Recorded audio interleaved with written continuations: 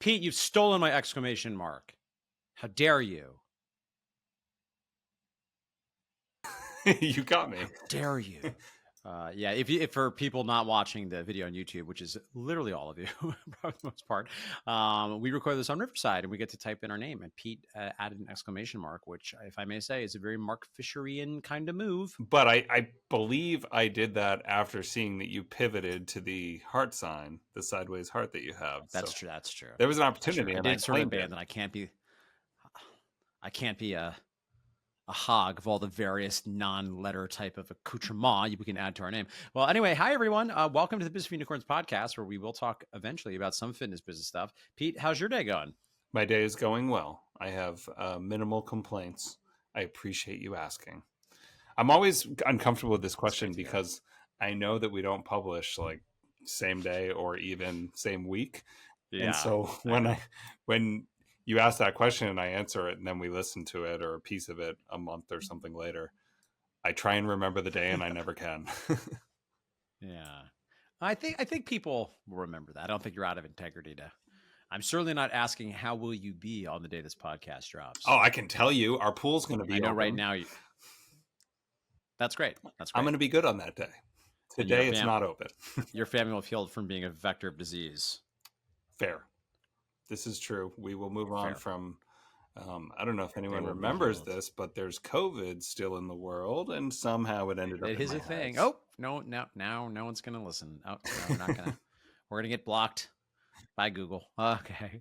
Well, but anyway, I'm glad to hear the family's okay. But yeah, it's actually still a thing, and it still can be very painful when you have it.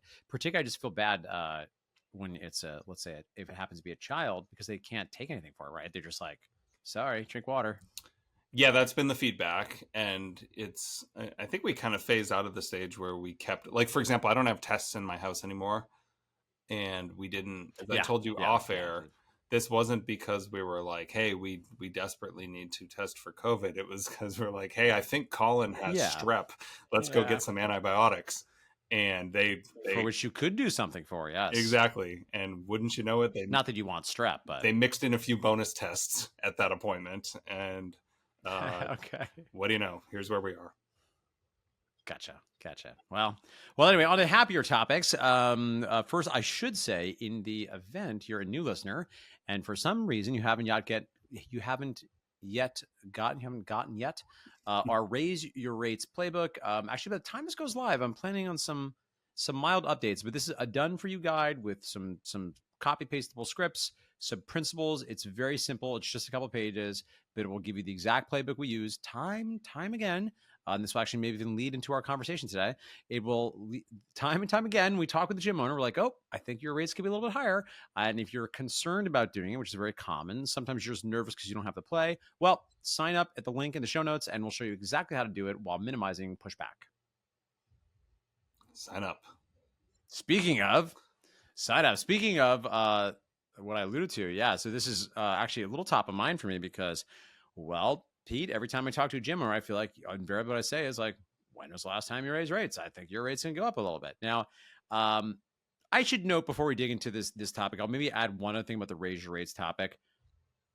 I think it is possible actually for people to do what we do to get a little too knee-jerky with raising your rates, because sometimes there really are, this is dark, sometimes there really are problems with the fulfillment. It's actually not worth more than the way below market charges because the product is so bad. We're usually assuming that's not going to be the case, and more often than not, people are so massively undercharged and there's room to go. But I would say this, even though it is sort of like the knee-jerk gym business coach thing to be like, raise your rates. And even though that is usually true, I want to make space for, there might be some occasions where that's not the case, right? And in fact, today, we're going to talk a little about some of the things that I have been observing working with a bunch of elite gym owners. So in brief, you may or may not know this, but we now have a tier in the Unicorn Society where you're going to get full Mark and Michael, right? So a lot of you know, I'm responsible for a lot of the plays, and I help create a lot of the IP and the systems. But for the most part, you'll work with our team of amazing coaches, and we'll hang out on like an office hour, or we will, hang out at a live event. But for me to spend time with people going one-on-one, I've sort of self-diagnosed. I actually don't think it's like my best thing, but I've realized something, Pete. So maybe I'll start with that realization about me, and we'll talk about the trends I've seen from elite gym owners. It's actually, I always was like, I'm a bad coach. And it's actually, you know what it is? It's not that I think I'm a bad coach. Maybe I'm a bad coach, actually. So maybe we don't discount that possibility. But what I've discovered is I don't like, and I don't think I'm great if I only have like 30 to 60 minutes with someone. Mm-hmm. It's like too long, but not long enough. I either want to like rapid fire come my office hour, or as has been happening when people sign up for the Leadership Society, which includes a bunch of exclusive bolt-on days to our retreats. It also is a private WhatsApp group for our community within the Unicorn Society.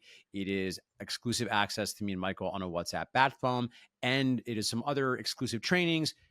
One of the things that we do is a annual kickoff, a deep dive of the members, where myself or Michael will get everything there is to know about the gym. We're talking like all the dashboards, all the P&Ls. We'll look over your websites, your Instagram, your funnel, your strategies, your plans, your goals, like everything about the business.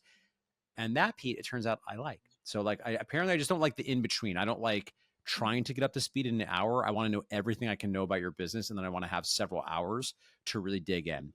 I should mention that if you're interested in this, happy to chat about it. You can click on the link for Brainstorm Call, which is likely somewhere around this. I would just note we do have some requirements of a minimum amount of total owner compensation and length of owning a gym, and a strong suggestion of having a strong number 2 in place already. And the reason being, we love our newbies, but this is a no newbie space, right? So definitionally, these people are like pretty sophisticated, which is part of why these calls are so interesting, because we're not dealing with beginner stuff virtually ever. We're dealing with more sophisticated stuff, which is why I wanted to sort of open up today's conversation around some of the things I'm seeing from a true group of like absolute like killers, like absolute like dangerously impressive people. Yeah, I guess I'll share some of those things. I want to pause you and say, I've never once thought you were a bad coach, but I have found you to be a bored coach from time to time. And I think you just you got bored when you couldn't go deep, and you just had to do the real superficial stuff in a half hour. So it's fun to see you re-energized and it's not fun doing 3-hour coaching deep dives. It's a bit of a surprise, I gotta say too, and I'll also give credit to a couple of people who've done. We also, another thing that is available, if you want to reach out, hello@businessforunicorns.com, we can tell you more. But I also, you can buy me for a day or a half day. Like, some people are just not joiners. They just want to buy Mark, put Mark in their pocket. And basically I'll do the same thing, but we'll just do it for a full day or a half day. Either do it on Zoom, or you fly to New York if you want. That's completely up to you how you want to do it. And same thing. Like, I love it because I get to go so deep and ask millions of things. Because I just find, for me, and again, I think this is not turning to like therapy about Mark's deficiency as a coach, but like, I just find it's hard unless I have a lot of context to really know that my guidance is helpful. Because the other thing that I've observed, I'm sure you've seen this too, Pete, is, sometimes when people come into, like, let's say a more typical 30 to 60 minute call, you find yourself oftentimes doing a little bit of, first of all, firefighting, right? If something is coming up, there's a real recency bias, and sometimes you need to fight the fires, right? So that's not an unreasonable use of these calls. But not only that, you're relying a little bit on the gym owner to assess what is the rate limiting factor, right? And sometimes the gym owner, although well-intentioned, is trying to solve the wrong thing, right? Not to be like overly reductive, but the whole game is you're just looking for the bottleneck. Mm-hmm. Right? You're just looking for the constraint. There's that famous business book. Pete, did you ever read The Goal? Oh my gosh, I did. I had to read that during my MBA program. Private college, right? Yeah. Turns out The Goal is a great book. I should reread it because I haven't read it in years.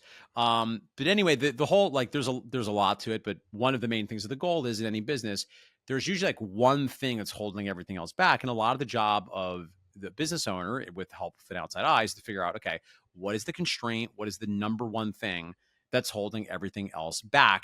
And in practice, the other thing to understand before you go on this journey is what you do is you might say you're then trying to break the next thing, right? Like that's the game. You just keep breaking the next thing, where you're like, oh, I didn't have enough leads.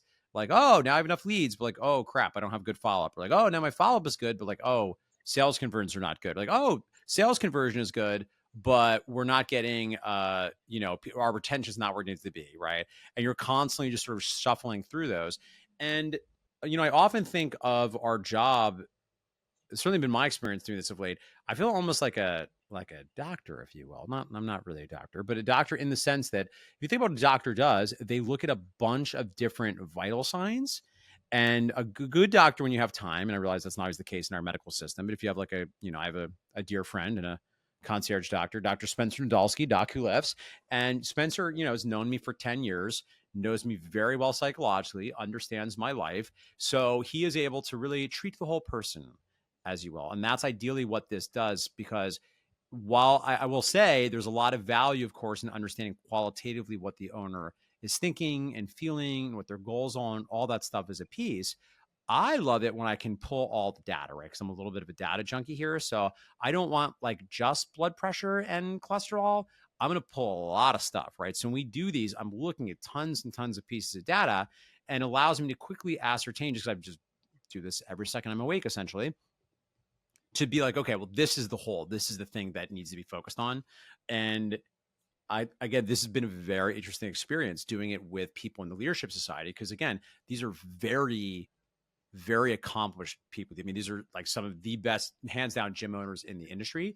So it's sort of fun to try to look for, like, if I can find some pieces here and there to improve things.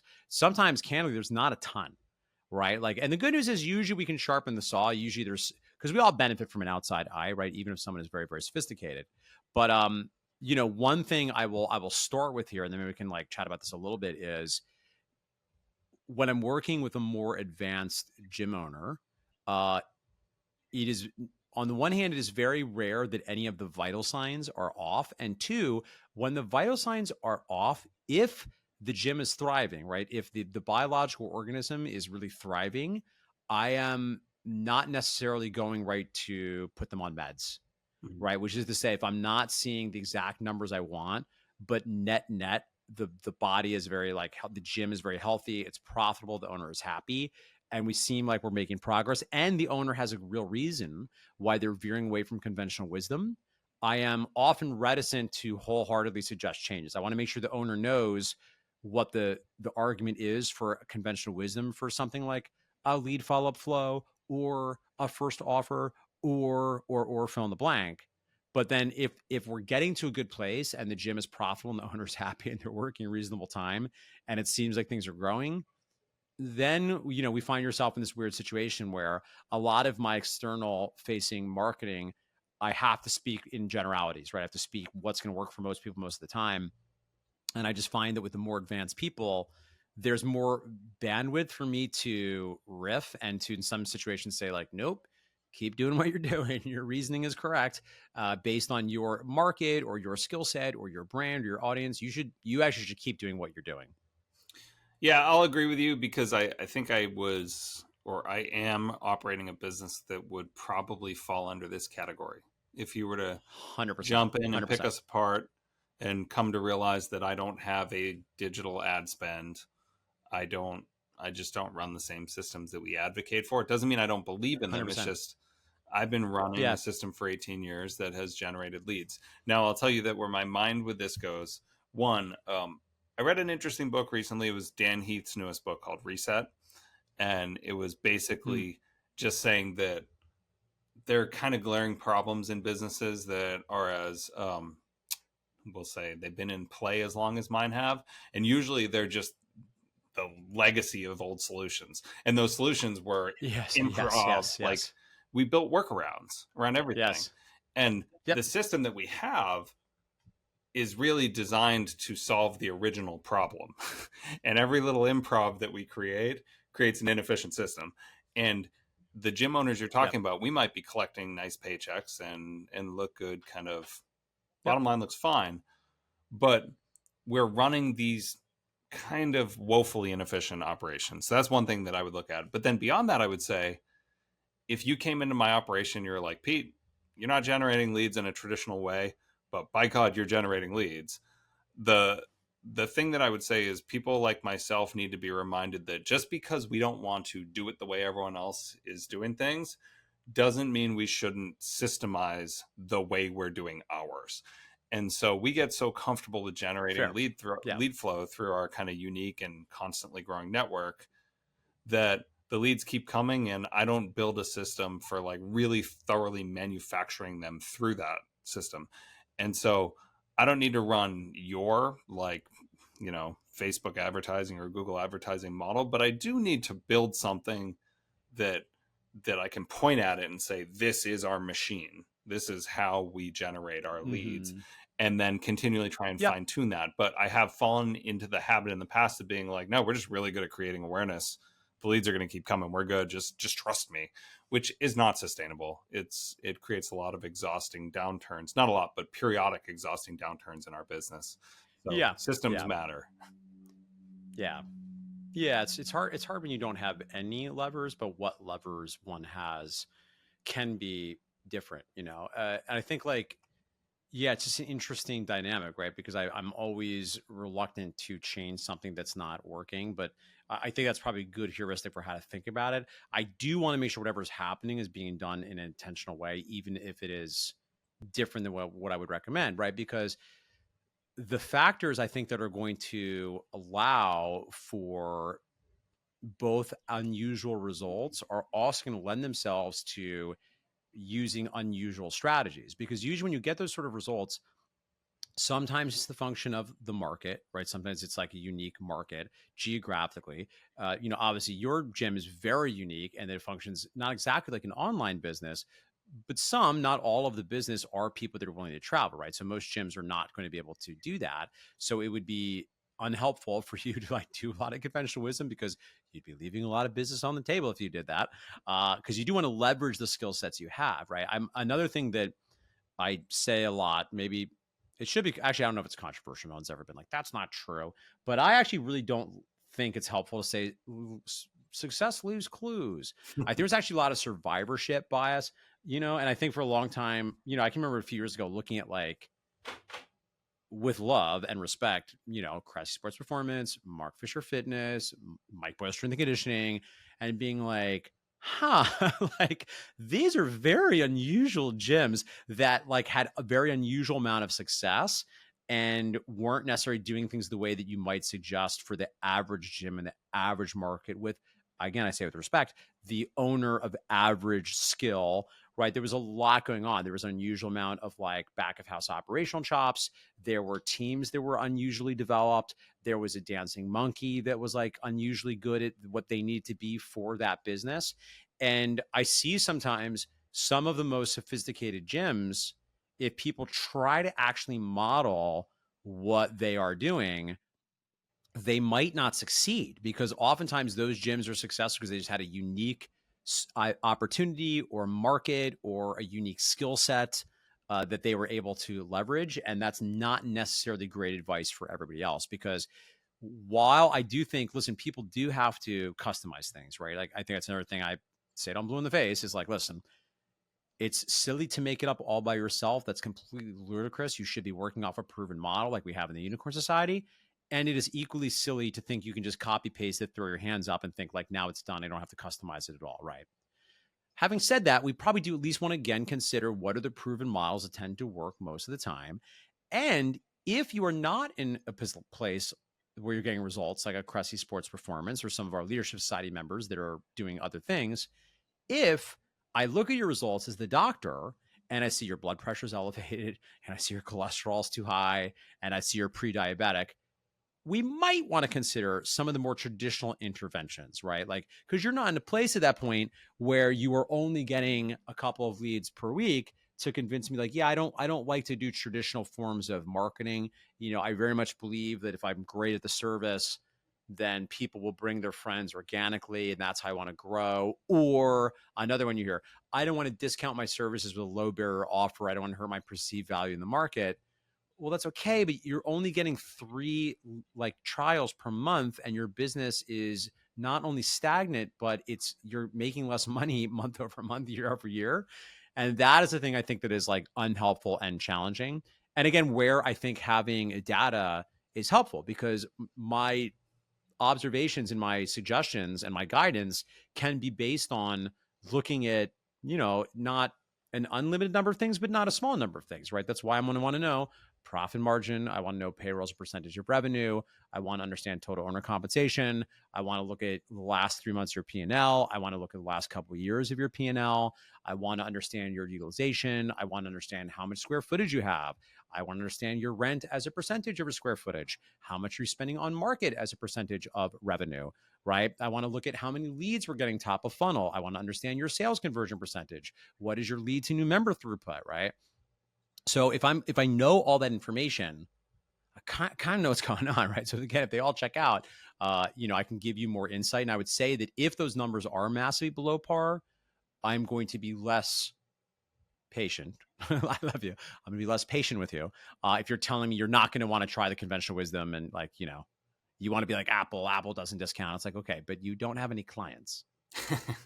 I don't know. Get off my lawn, Pete. You kids get off my lawn.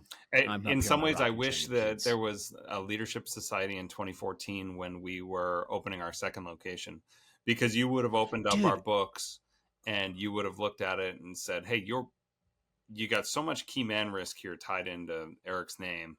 And the way that you would have seen it is you would have realized that 17% of my revenue the year that he left to do that was coming from short-term consultations. And the reality was we were building this whole business around his name and his likeness and his unique expertise for this stuff. And if he was going to continue to deliver that service just in a different state under a different roof, well, guess what? 17% of your revenue is going to choose the beach and the Florida climate over Massachusetts. Sure. And so it's time to pivot. Sure. And that was kind of the moment that we needed to kind of go pro in systemizing this place and having, I would say, more of an intent on just being locally famous instead of having been a nationally famous baseball brand for as long as we were. Yeah. Because we just, we couldn't count on those leads all funneling to Massachusetts. It kind of depended where Eric was at a given time. Sure. And you would have spotted that instantaneously as you looked at the P&L and been like, there's a lot of money that's getting ready to walk out the door here in the next quarter or two. What are we doing? And we had to kind of get kicked in the teeth. And it wasn't instant. It was a lag, like big time lagging indicator. Sure, we figured that out in probably the end of 2015, early 2016. We started to feel that because we were set up well to keep sprinting when he first walked out the door. But sometimes it's nice to have a second set of eyes get into your books and dig around and see what you're failing to see. I think so. And to your point, like, to some, it's like every business you're just creating the thing for the old you is such a cliche business thing. But it's like true, right? Like Mark Fisher Fitness was like created the gym that I wanted that I didn't have, right? But it wasn't for me at the time making it. I was making it for old Mark, right? For like Broadway loving Mark that wanted a nice place to work out where they knew what they were doing. Yep. And to some extent, the Unicorn Society was that. Now the Leadership Society, probably the same thing, right? Because you're right. Probably you and I, if we'd had access to this in 2014 to 2015, we've obviously done okay. It's not that we haven't, thrived over the years, but in retrospect, there might have been, we might have, made a few more dollars, saved some emotional grief, maybe avoided some stress. And certainly, maybe those were valuable lessons to get.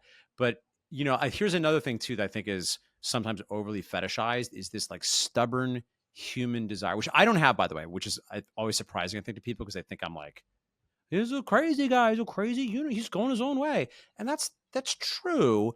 But I don't fetishize figuring out on my own. Like I am, and this actually drives Keeler crazy a lot of times. I'm such a model guy. I want to like look at the benchmarks. I want to understand everything that everybody is succeeding is doing. Because I guess maybe that's another thing. Success doesn't necessarily leave clues if you look at like one successful thing that can lead you away. But if you look at 100 successful gyms, you will start to see patterns. Right. And in 2014, 2015, there wasn't even something like the Unicorn Society. I mean, that's not entirely fair. There were maybe some options, but they certainly weren't as available. You certainly didn't have as much information now available, things like this podcast, evidence number one. And you certainly didn't have a thing where this current generation of more advanced people, of which, frankly, gyms like ours in 2014, 2015 were in such a small number. There were just, I think, less of us doing those kinds of numbers and having those kinds of problems, that it's very satisfying to have a landing place for these sort of more elite gym owners to give them the more customized care. Because again, I'm assuming now yes, you have now done the modeling. Yes, now you probably need some more custom help and you need some discernment in what the suggestion is. Because I will also say, to advocate for what the Unicorn Society does, again, until you're a certain level of development, it is a little bit less complicated. You at least again want to try the conventional wisdom stuff. I think at a certain point of sophistication, it just doesn't work quite that way, right? And I would note, another takeaway from working with a lot of elite gym owners is something we all know to be true is like there is always room for jello, right? Like I'll say, there's always some things we find, right? There's always some things, even if they're just like tests, and it's different than like, oh, this is unbelievably broken. We need to fix this. They tend to be more like, oh, wow, you're not gating in your opt-in when people are clicking on the way to the trial. Whoa, holy cow, we're not getting those emails. Whoa, let's look at that, right? Or, oh my gosh, we're not doing any follow-up with our never been clients. We're not routinely going back and making offers to our list of people that didn't convert. Oh my gosh, and then again, you make a decision, right? In some of these situations, the individual might say, I'm good for now, right? We might say like, look, yes, you're right. I'm not taking advantage of every opportunity, but I'm actually sufficiently busy right now that because there's only so many hours in the day, they might have other constraints, right? And doesn't happen often, but that's a happy situation to be in where like, no, my marketing is so good. I don't even want to hit it any harder than I am. However, I do want to make sure that I'm fixing the next thing, because invariably, again, you're going to break fulfillment, right? If you get very, very good at marketing and sales, you then have to go back to the other side of your business and be like, okay, are we consistently delivering on these services? Am I able to scale it up? Am I able to develop a team that can reproduce this? Is that part of the business also systemized, et cetera, et cetera? Yeah, we've been guilty of that in the past, generating so many leads and bringing so many bodies through that it allowed us to forget to pay attention to and respond to attrition issues, because it's like, well, we can fill the assessment calendar. We'll solve that problem later. And, I've had 7,000 people come through the doors of my gym since 2007. And I can tell you right now, Mark, I don't have 7,000 active clients. And so there were lessons to be learned. Right. Sometimes Yeah. being a good lead generator allows you to forget about a lot of the important stuff. It's a blessing and a burden. Yeah, you really can. And again, I'm not necessarily like advocating for that as like doing it intentionally, but it's not wrong that everything is downstream of like leads. I know it's like it can be frustrating for us, right? Because any gym owner, what do you need? I just need more leads, right? And maybe you do. It's possible that's all you need. It's possible the service really is that amazing, and for whatever weird reason, you're just not getting referrals. Again, I tend to question that because usually you're getting some referrals if it really is that spectacular. But let's assume the services are sufficient and you really sincerely just need enough leads. Then yeah, everything is downstream of that. And to your point, Pete, yeah, like if you're just getting so many leads, so many pieces of the funnel can be under optimized. It just kind of won't matter, I guess maybe I'd ask maybe like one final question as we bring this to a close. I'm wondering, not to put you on the spot here, but I'm wondering what trends you have seen, because certainly, you've worked very intimately with a lot of people in the Leadership Society over the last several years. You've also talked to a lot of our members who maybe aren't in the Unicorn Society yet, but are also very, very sophisticated. Even our collective extended network includes a lot of gym owners that have done very, very well. I'm wondering if there's any other thing that you have spotted as a trend among the elite gym owners, either in our group or even your personal network, that you've seen as a pattern that maybe more gym owners should get hip to? Great question. And instantly my mind goes to talent development. So we're really good at creating like wizards at managing spreadsheets. We're great at getting people to manage their dashboard and be militant about lead follow-up and everything you've said in the last 5 minutes. We get people to think about those things and follow along. But the best, most flawless functioning spreadsheet in Google Sheets or in whatever platform you use is kind of useless if 2 of your 4 coaches quit tomorrow and you don't know where your first call is going to be. Yeah. And so I'm not saying everybody needs an internship program, but I do think that everybody needs to a degree systemize their networking habits And I think we could be Yeah. better about advocating on that behalf, because I actually enjoy the kind of coaching that you can find problematic, which is like, let's put out a fire today. Let's do a 30-minute call. Let's get in here and let's solve a problem. I'm here. I'm interested. And that's good. We complement each other in that sense. I want to do the Yes. quick hitter stuff. I enjoy it fine. I enjoy it For fine. me, I Yeah. like it. But I'll tell you what, more often than not, in the last over 4 years of doing this with you guys now, it's the bottleneck is the people. And we get back into that bottleneck. One, read The Goal. Yeah. You reminded me, that was actually a really cool book. It was about widgets Yeah. more than it was about like offering supervised fitness services. However, I really do think that there is a lot to be said about us developing talent, because our biggest limitation is the ability to service the hours that we're offering to clients. So for me, the most common thing I'm seeing in these conversations is people who have really tidied up their systems and they're super organized and they can run the shit out of their business from an administrative standpoint, but they're stressed out of their minds because they are a 1.5 coach gym and they need 2. Or they have someone who gave notice and they just don't know how they're going to backfill that role, and they don't trust Indeed to do it. And I agree. And so this is not something you fix overnight, but I do think that we could get a lot more deliberate and intentional about how we get out there and we interact with as many gym owners as possible. And we go back to the days where we always showed up to a Perform Better Summit series. And if you're in a market where a gym like MBSC or CSP hosts a seasonal seminar, we get out there and we just talk. Oh yeah.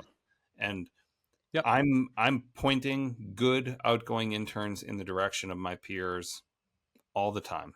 I made an introduction to Mike Reinold, a champion, for a great intern that I just don't have a spot for on my team right now this past week. And Tim from BFU is considering one of my most recent best interns. And it's because those people are staying in touch with me. Mike will send me a message and just say, what's new around there? What do you guys have going on? We might be losing a pitching coach soon. Let me know if you have any ideas. And just keeping top of mind with a number of people means that we can kind of share all these resources that we have. And so I can help people find employees in my immediate region. But that's because we're doing the work all the time. We're always keeping lines of communication open. And to me, it's a long way of saying the answer to your question is the most common bottleneck is people. And we need to be thinking about how we either develop the relationships that fast track us to people who are not like purely entry level, or we got to be building those people ourselves. Yeah.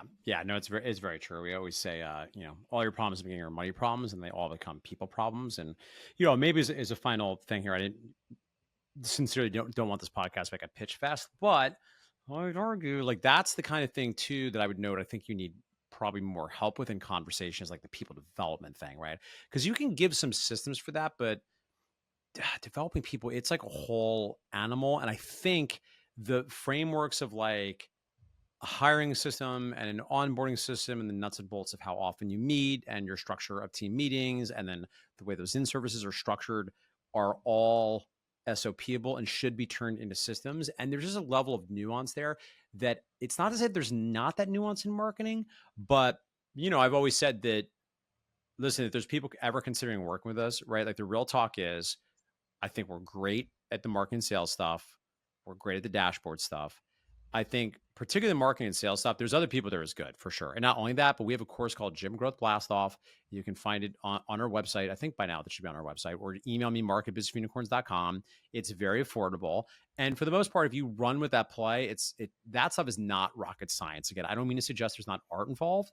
The people piece is a forever opportunity, and it's something we're always growing. And I say, with literally no humility at all, I think we're as good as anybody you're going to find when it comes to the people development piece. And I think collectively too, if you look at what, Pete and certainly Keeler with his doctorate, or what we've done at MFF, or the way Ben has run his gym over the past several years via Alicia, like you're just not going to find a better crew of people that are in deep on the people thing and just have just scads and scads of experience to take those SOPs and those playbooks, but help them use them in real time with real people, which is arguably the never-ending work of a lifetime. Because the people thing is, to quote Hemingway, that is a craft of which we are forever apprentices and of which there are no masters.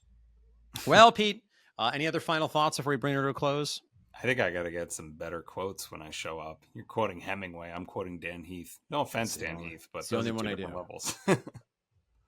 I just have the one quote, so I always look for an excuse to share my quote that I've learned. All right, everybody. Well, thank you so much. Yeah, I hope this was useful to sort of think on what the elite level gym owners are doing. And if you're interested, I know we talked about a lot of things that we do at Business for Unicorns. If you want to find out more, I'm not sure what's all going to be in the show note for this one, but you can always just shoot us an email at hello@businessforunicorns.com, or you can go to go.businessforunicorns.com/brainstorm-call. And we can hop on the phone and tell you a little bit more about how we might be able to help you if you think we can be useful to you in any way. Have an amazing day. And Pete, I'll see you soon. Good chatting, Mark. See ya.